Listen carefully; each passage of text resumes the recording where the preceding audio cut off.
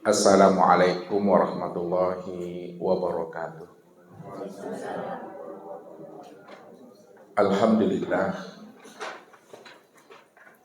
Alhamdulillahilladzi nayar qulubana binuri ma'rifati wal yakin wa adkhilna ma'al awliya'i wassolihin. Wassalatu wassalamu ala sayyidina Muhammadin nabiyyi sayyidil mursalin wa ala alihi wa sahbihi rasulillahi ajma'in. Faqala Allah ta'ala bil Qur'anil Karim, a'udzu billahi minasyaitonir rajim. Bismillahirrahmanirrahim. Sanurihim ayatina fil afaq wa fi anfusihim hatta yatabayyana lahum annahul haq. Wa fil ardi ayatul lil muqinin wa fi anfusikum afala tubsirun. Balil insanu ala nafsihi basirah. Sadaqallahul azim. Bapak Ibu, saudara-saudara jamaah tauhid Rabbani Singapura yang dirahmati Allah.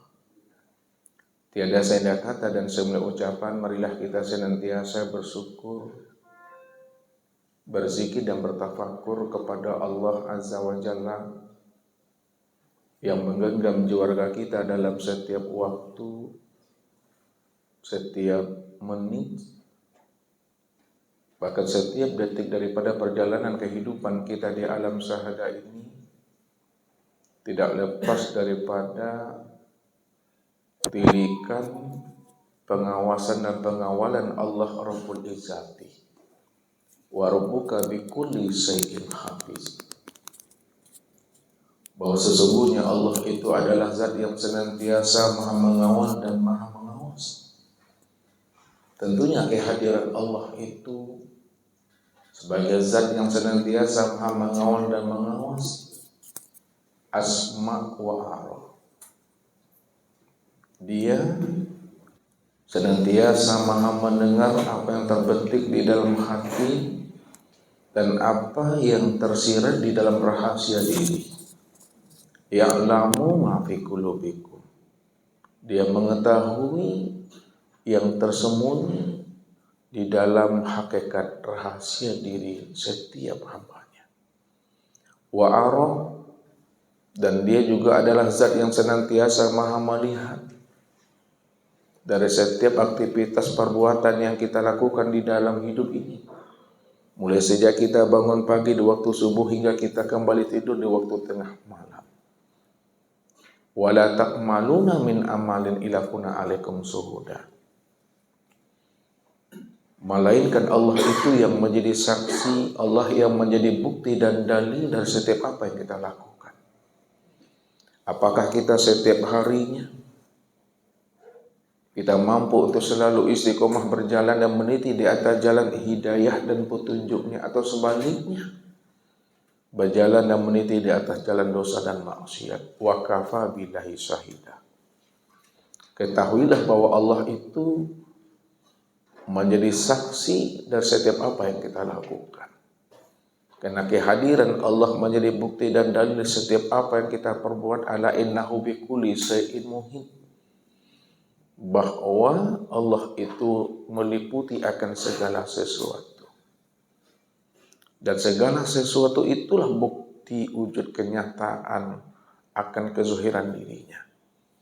Maka orang yang telah tajam pandangan rohaninya untuk menilik dan memandang Allah di atas segala-galanya, maka disitulah setiap hamba itu mampu merasakan akan kedekatan dan kehadiran Allah itu jauh yang tiada berantara, dekat yang tiada bersentuhan. Bahwa sesungguhnya Allah itu wa huwa ma'akum aina ma kuntum. Dianya Allah itu beserta kamu di mana saja kamu berada.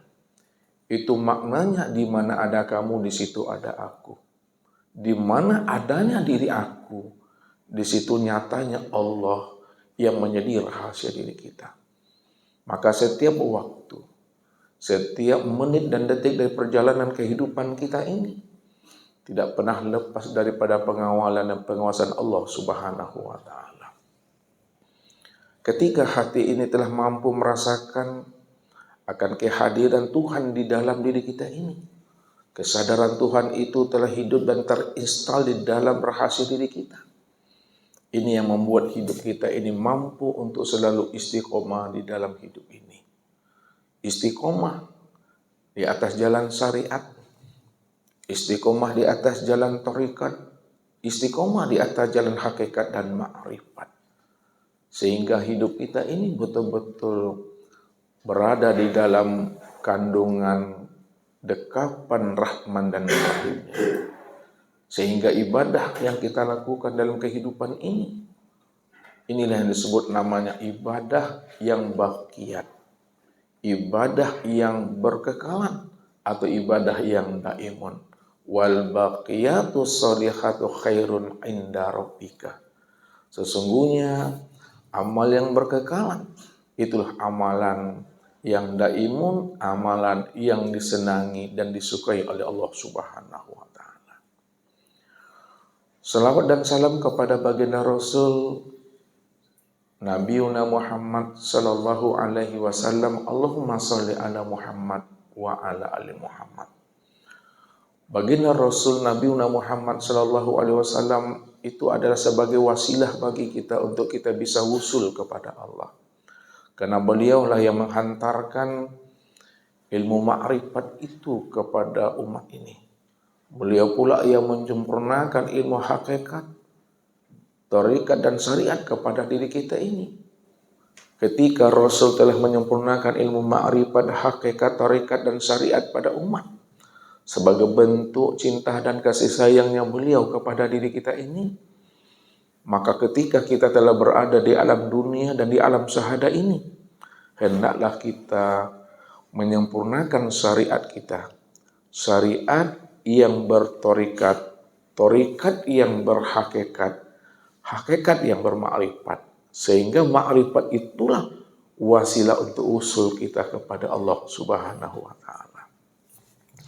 Mudah-mudahan kita semua Bapak Ibu, sebelum habisnya usia umur kita meninggalkan namanya alam dunia, dan sebelum roh itu meninggalkan akan cangkangnya atau kesing ini, di mana kita telah sempurna mengenal Allah itu dengan pengenalan yang sebenar-benarnya, sehingga kita benar-benar tahu jalan pulang kembali kepada Allah itu benar-benar lurus dan terang kembalinya. Di mana datangnya situ pulangnya, di mailang di situ dicari. Kalau kita memang asal kita adalah Allah, tentu satu saat akan berpulang dan kembali kepada Allah. Inilah yang Allah katakan kepada kita. Inna lillahi wa inna ilaihi raji'un. Sesungguhnya asal dirimu itu adalah Allah, pasti pulang dan kembali kepada Allah. Itu maknanya. Asal kita ini Tuhan, pulang dan kembalinya tetap jadi Tuhan. Makanya ketika kita telah mengenal Allah dengan pengenalan yang sempurna, dengan jalan mengenal akan rahasia diri ini, disitulah kita bisa mengenal seamal diri yang telah menjadi rahasia diri kita ini. Maka jikalau kita ingin menilik ke dalam diri, mau kita menyilah dan menyantar ke dalam diri, mau kita membaca alam pada diri, di dalam diri ada diri, dalam diri ada rahasia diri. Dipastikan kita ini sebelum habisnya usia umur kita, kita telah mampu mengenal seamal diri yang telah wujud dan nyata pada diri kita ini. Maka disinilah kita wajib mengenal Allah itu sebelum habisnya usia umur kita. Karena orang yang tidak mau dia mengenal akan hakikat dirinya, maka ketika habis pun usia umurnya, belum tentu dia berjumpa dan bermusyahadah dengan Allah. Karena di waktu hidupnya dia telah dikatakan Allah sebagai orang yang buta. Apa kata Allah? Wa man kana fi hazil a'ma fa huwa fil akhirati a'ma wa adallun sabila. Barang siapa yang hidupnya di dunia ini dalam keadaan buta, maka di akhirat aku pastikan dia juga dalam keadaan buta. Wa adallun sabila. Maka dialah orang yang tersesat daripada jalannya. Di dalam surat Bani Israel ayat 72 ini Bapak Ibu, buta yang bagaimana sebenarnya yang dimaksudkan oleh Allah itu? Apakah buta mata yang ada di kepala ini atau butanya mata hati yang ada di dalam dada? Ini yang Allah jelaskan di dalam surah Al-Hajj ayat 46. Fa innaha la ta'mal absar walakin ta'mal qulub allati fi sudur. Sesungguhnya yang aku katakan buta itu, kata Allah, bukanlah buta mata zohirmu yang ada di kepalamu. Akan tetapi yang aku maksudkan buta itu, kata Allah, adalah butanya mata hatimu yang ada di dalam dada.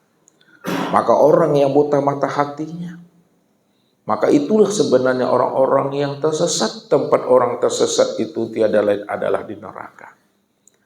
Kalau Allah menjelaskan orang yang buta mata hatinya adalah orang yang tersesat dan tempatnya di neraka, tentu kita berpikir, menilik kembali ke dalam diri ini. Buta mata hati itu apa maksudnya? Butanya mata hati itu maksudnya, siapa yang tidak mengenal Allah waktu hidupnya, maka di waktu matinya dia tidak akan pernah mengenal Allah. Siapa yang tidak mengenal Allah waktu di dunia, maka di akhirat pun dia juga tidak akan pernah mengenal Allah. Siapa yang tidak mengenal Allah pada dirinya, maka dipastikan dia juga tidak akan pernah mengenal Allah di luar dirinya. Wa adolun sabila. Itulah hakikat yang sebenar-benar buta itu. Kalau Allah sudah mengatakan kita ini adalah orang yang buta disebabkan kita tidak mengenal akan dirinya dan tidak mau kita menyeluruh ke dalam diri, maka tempatnya orang yang buta yang Allah pastikan itu tempatnya di neraka itu. Maka sebelum habisnya usia umur kita Bapak Ibu, selagi ruh itu masih meliputi sekalian batang tubuh dan masih memenuhi sekalian rongga batang tubuh, maka disinilah kita mesti mengkhatamkan kajian ilmu tauhid, ilmu ma'rifat itu. Kalau Nabi Bapak Ibu mengkhatamkan kajian ilmu ketuhanan ini kepada sahabatnya 13 tahun lamanya, itu yang bisa khatam 11 orang. Kalau Bapak Ibu terasa lama rasanya mengkhatamkan ilmu ketuhanan ini 13 tahun, ya kita buat 3 bulan. Kalau lama juga rasanya 3 bulan, kita buat 3 minggu. Lama juga rasanya 3 minggu, kita buat 3 hari. Masih lama menurut Bapak Ibu, kita buat 3 jam. 3 jam masih lama juga. Sebelum Bapak Ibu pulang ke rumah masing-masing, mesti kita khatamkan hari ini juga. Begitu sebenarnya. Makanya ilmu ma'rifat ini sebenarnya ya, tidaklah payah gitu Bapak Ibu, tidak sulit. Ya, mengenal Allah itu paling mudah sebenarnya. Tidak ada orang mengenal Allah itu sampai gila Bapak Ibu. Ya.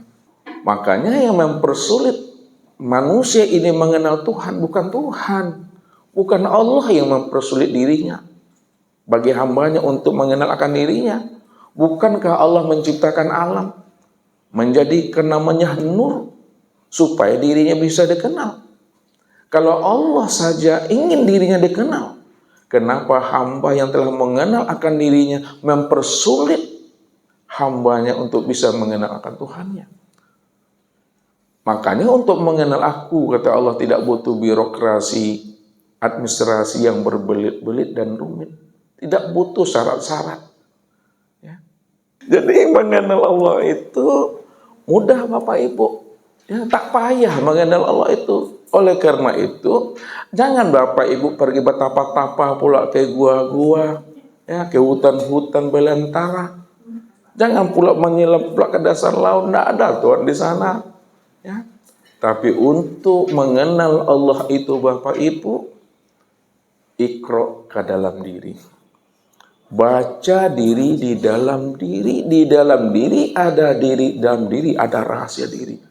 Di dalam rahasia diri itulah aku wujud berdiri dengan sendirinya, kata Allah. Ini ada suatu ilustrasi Bapak Ibu. Ustadz akan memanas-manaskan dulu, ya, karena mesin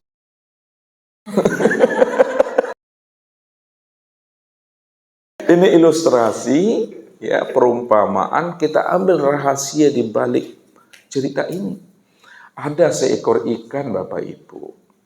Seekor ikan ini sudah berenang-renang di dalam air 7 hari 7 malam, Bapak Ibu, kenyak kenyin, ya, mondar mandirnya, ilir mudik dia. Lalu ketika ikan ini sudah berenang 7 hari 7 malam di dalam air tadi, ya, terpandang dan terlihatlah oleh saudaranya tunggul kayu yang ada di dalam air itu. Jadi tunggul kayu ini memperhatikan bahasa tubuh saudaranya ikan tadi. Kayaknya saudaraku ini ada ingin mencari sesuatu, tapi apalah yang dicarinya ya. Tapi dari bahasa tubuhnya tuh kelihatan. Ketika itulah saudaranya tadi itu, tunggul kayu bertanya kepada ikan, "Wahai sahabatku ikan, aku sudah 7 hari memperhatikan dirimu hilir mudik, mondar mandir. Sebenarnya apa yang kamu cari? Karena dari bahasa tubuhmu itu ada sesuatu yang kau cari." Apa kata sahabatnya ikan tadi? "Wahai saudaraku tunggul kayu, memang benar apa yang kau sampaikan kepada aku. Aku 7 hari 7 malam ingin mencari dan menemui air. Tapi air yang aku cari itu tidak pernah kunjung aku temui." Lalu kena tunggul kayu itu paham dia, Bapak Ibu, air itu di mana dan ikan itu berada di mana sebenarnya. Dia diam, kemudian dia senyum.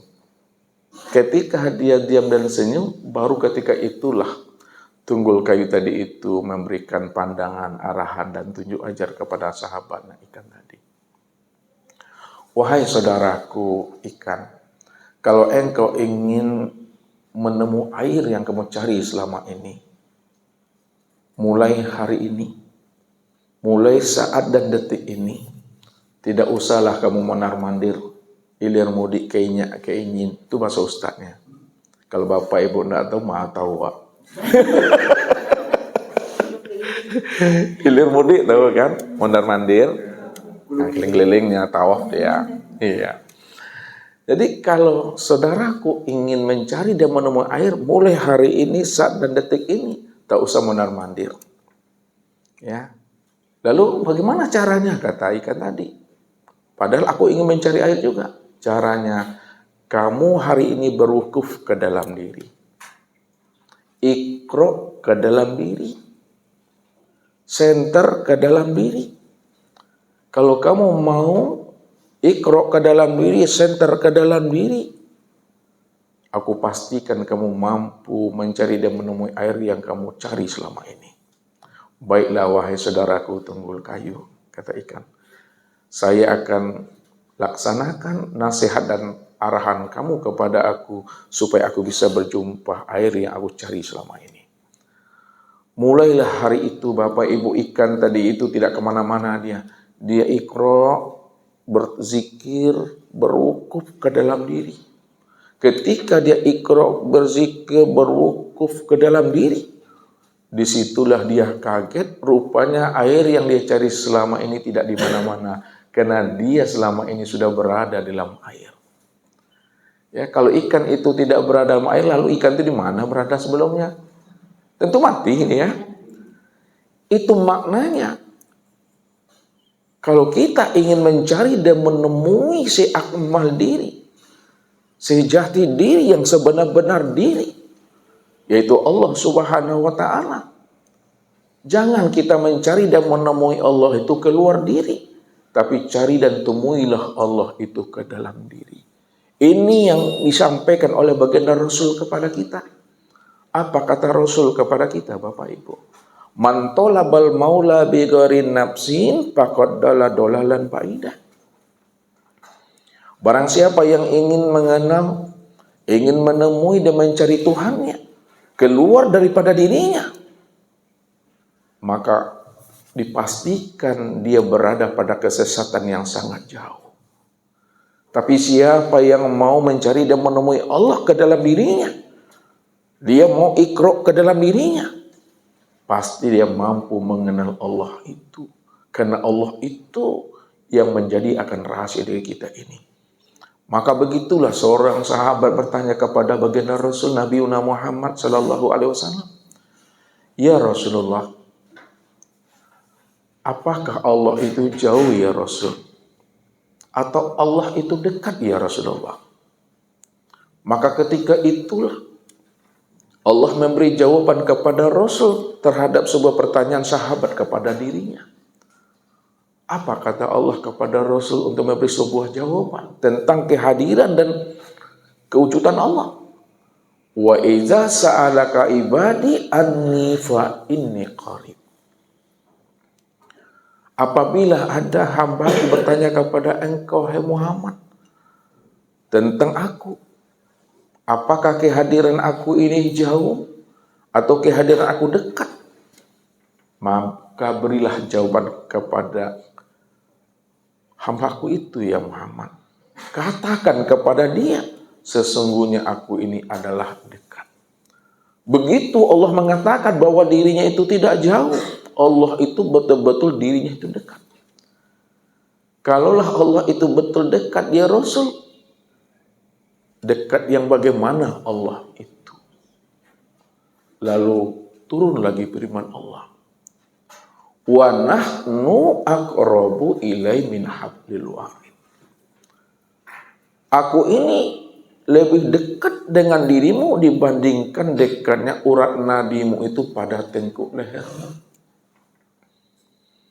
Kalaulah urat nadi kita ini dekat pada batang leher kita ini, dibandingkan dekatnya Allah, Allah itu lebih dekat lagi dengan diri kita Bapak Ibu dibandingkan dengan dekatnya urat nadi itu pada batang leher kita ini.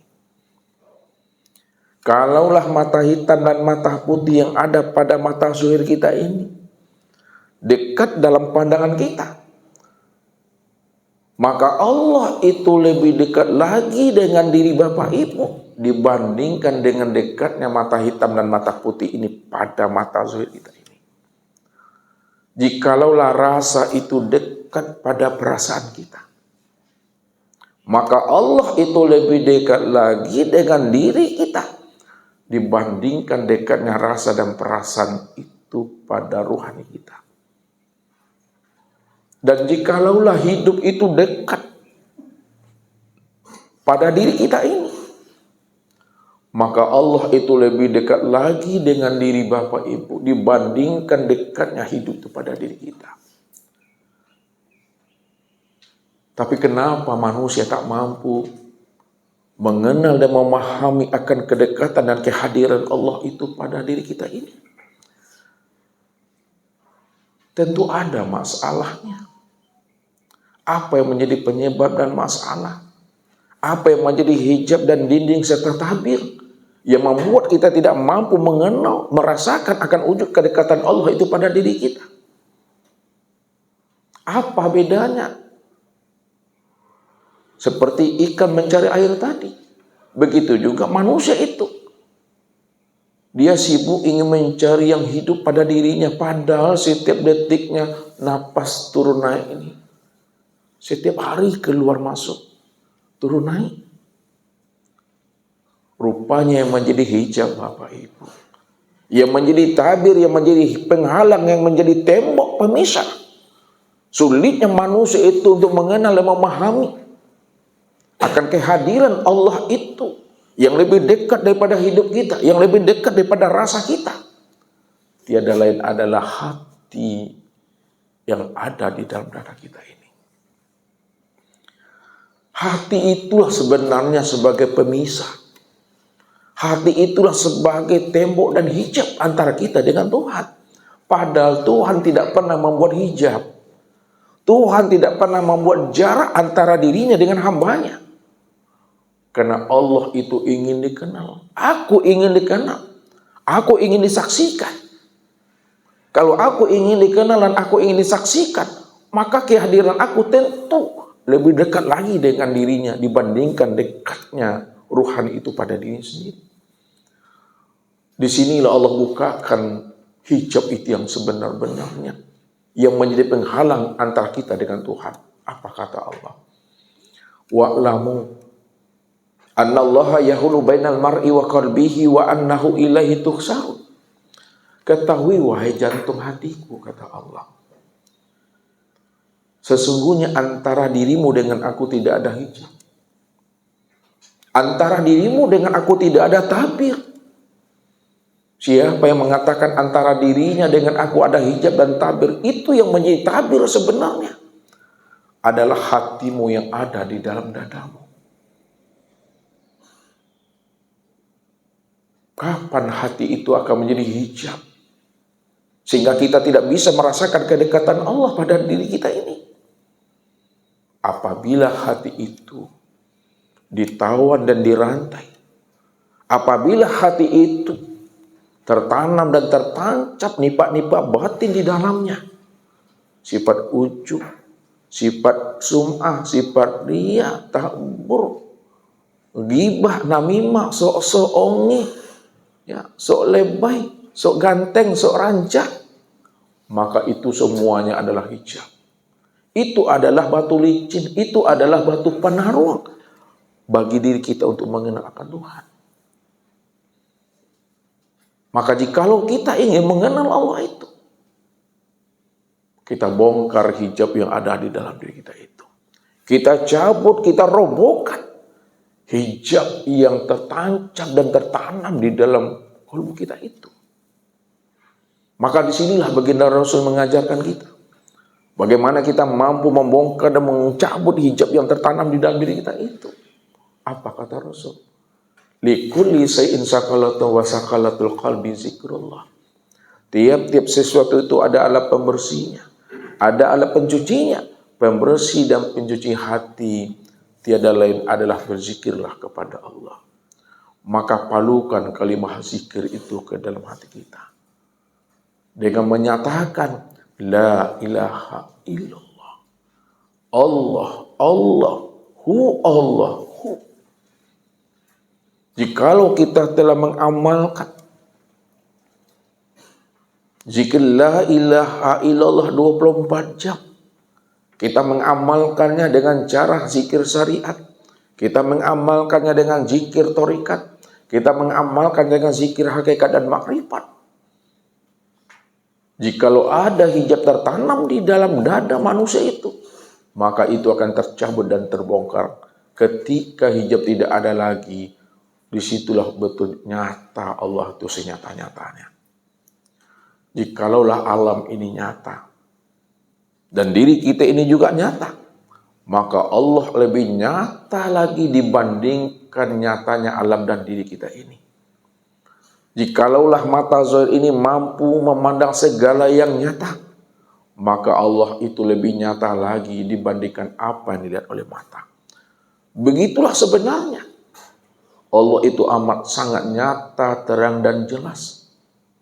Kalau Allah itu amat sangat nyata, terang dan jelas, itu makna yang sebenarnya sesuatu selain daripada Allah tidak akan pernah mampu menghijab dan mendindingi akan wujud nyatanya akan kezahiran Allah itu. Bagaimana mungkin alam dan sesuatu itu mampu menghijab dan mendindingi akan wujud kezahiran Allah, padahal sesuatu itu tidak pernah ada. Kalaulah sesuatu itu tidak pernah ada, alam itu tidak pernah ada, lalu alam dan sesuatu itu apa bagi Allah? Alam dan sesuatu itu, itulah sebenarnya wujud nyatanya aku, kata Allah. Tapi karena dirimu terhijab, kata Allah, karena duniamu, karena nafsumu, dirimu dipermainkan oleh akal fikirmu, maka kamu lupa memandang akan wujud nyatanya aku pada alam.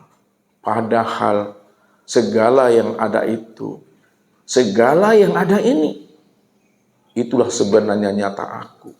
Kalaulah segala yang ada dan segala yang wujud itu nyatanya aku, itu sebenarnya yang ada itulah yang aku yang sesungguhnya.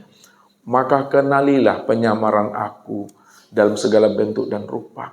Bahwa segala bentuk dan rupa itulah sebenarnya tiada lain bentuk lain daripada aku. Ini yang mesti kita pahami.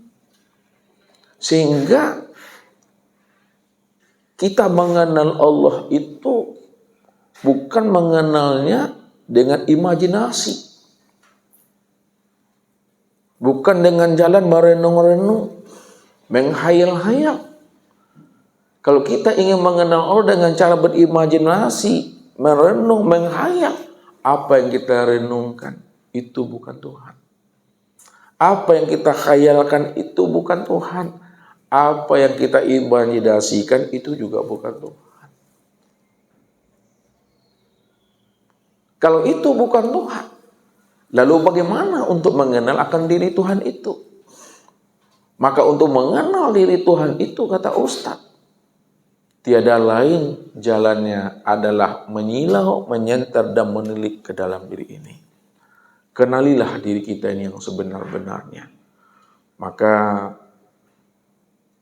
pagi menjelang siang ini Bapak Ibu, Ustadz akan menghantarkan pemahaman ilmu ketuhanan makrifat ini kepada Bapak Ibu. Sekiranya hari ini kita meninggal, saat sebelum kita meninggal, kita dah khatamkan ilmu tauhid itu. Belum sempurna pengenalan kita kepada Allah sebelum kita mengenal asal usul diri kita ini dan asal usul kejadian kita. Kalau kita telah mengenal namanya, akan asal usul diri kita dan rahasia diri kita, insya Allah sempurnalah makrifat dan pengenalan diri kita kepada Tuhan. Mengenal namanya rahasia diri Bapak Ibu, bukanlah mengenal akan identitas diri. Ya. Kalau identitas diri itu udah ada pada diri kita masing-masing. Kalau di KTP Ustadz, ada nama itu, ada tempat tanggal lahir, agama, pekerjaan, suku, dan kewarganegaraan. Yang Ustadz maksud mengenal rahasia diri bukan mengenal identitas diri, tapi mengenal man ana, siapa aku yang sebenarnya. Dan mengenal akan asal usul diri bukanlah mengenal silsilah keturunan kita. Siapa ayah kita, siapa ibu kita, siapa kakek nenek kita, terus ke atas. Bukan mengenal nasab dan silsilah, tapi mengenal akan kejadian diri kita ini.